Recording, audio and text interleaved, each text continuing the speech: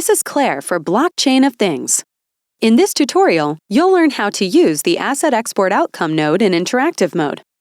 Before watching this tutorial, you should already have watched the tutorial titled Understanding the Asset Export Outcome node. Ready to go? Let's begin. Drag and drop the Asset Export Outcome node from the Catenis Flow palette into your workspace. Double-click on the node to display the Properties slide-out panel. On the Device drop-down field of the Properties slide-out panel, choose your Catenis virtual device. Add the node's configuration information to each field of the Properties slide-out panel based on your needs. Then, wire this node to a debug node. Click the red Deploy button on the upper right-hand side of the Node-RED dashboard to deploy this flow. Now, let's test the flow.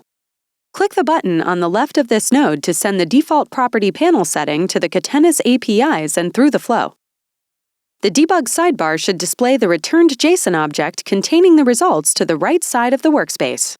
Great work! You should now understand how to use the Asset Export Outcome node in interactive mode.